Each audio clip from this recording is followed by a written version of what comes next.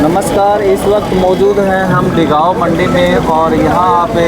जानते होंगे किस प्रकार से मनीषा नामक एक शिक्षिका की दरिंदगी के साथ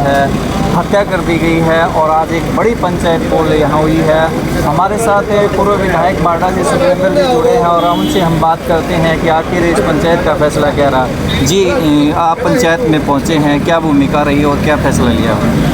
देखिए, पूरी तरह से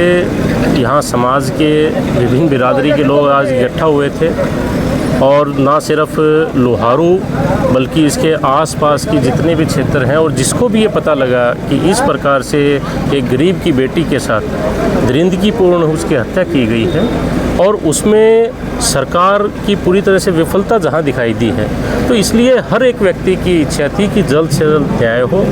और शांतिपूर्वक इस धरने को सुचारू रूप से सब लोग मिलकर चलाएंगे। सुबह से लेकर शाम तक 24 घंटे ये धरना जब तक चलेगा जब तक हमारी बेटी को न्याय नहीं मिलता है। मुख्यमंत्री जी की कुछ स्टेटमेंट आई है कि किसी प्रकार का अपराध सहन नहीं होगा और उसको सस्पेंड करने की बात भी हुई है, क्या कहना चाहिए? देखिए, जब से इस सरकार का शपथ ग्रहण समारोह हुआ है, आप औसतन प्रत्येक दिन की अगर देखेंगे,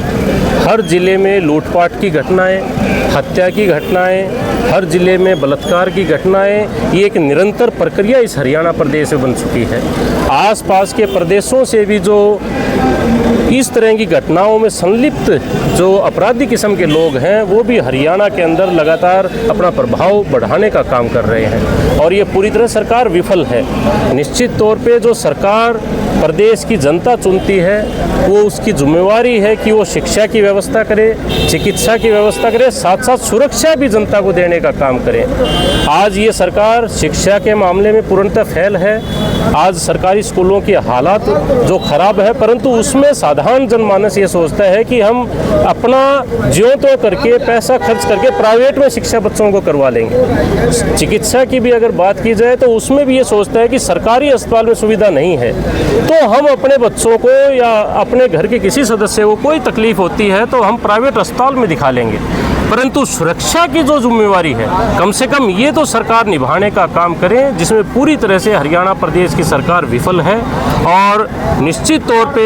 जो जनता सरकार को सर माथे पे बैठाना जानती है वही जनता समय आने पे उसको जमींदोज करने का काम भी करती है। कहाँ तक मनीषा का मामला पूछे तो कहाँ तक बात पहुँची है? अगर न्याय की बात जहाँ तक मेरी जानकारी है, अभी तक जिस सिम कार्ड की चर्चा शुरुआत से है उस सिम कार्ड को भी पुलिस नहीं काबू कर पाई है, उसको वो डिटेन नहीं कर पाई है।